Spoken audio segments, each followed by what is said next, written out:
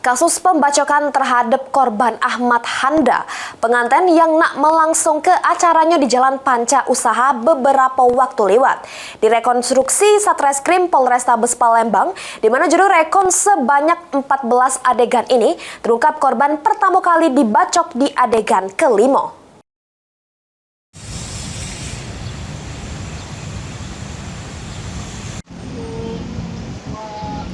Penyidik pidana umum Satreskrim Polrestabes Palembang menggelar rekonstruksi kasus pengeroyokan dengan senjata tajam terhadap korban Ahmad Handa yang pas itu lagi nak melangsung ke akad samu resepsi kawinannya di Jalan Panca Usaha, Kelurahan Limo Ulu, Kecamatan Seberang Ulu 1, Palembang.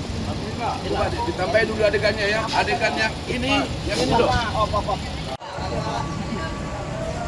Rekonstruksi yang diperagakan langsung oleh tersangka Reno Aprianto sementara 3 rekannya yakni Ronald, Bambang, Samboyono digelar sebanyak 14 adegan di halaman Mapol Restabes Palembang.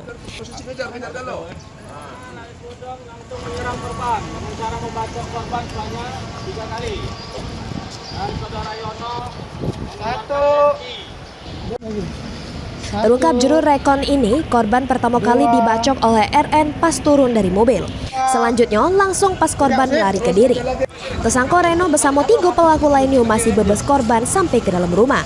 Yang di sanalah juru adegan ke-13 korban dibacok secara bersama-sama. 1, 2, 3, sip.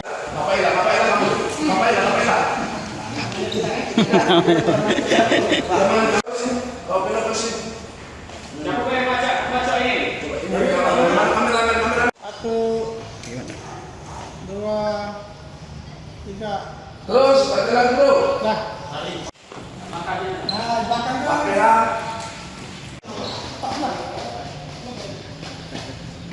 Di adegan terakhir, tersangka sama pelaku melari ke diri. Selanjutnya, korban dibantu warga langsung dibawa ke rumah sakit. Heri Wahyudi, PAL TV.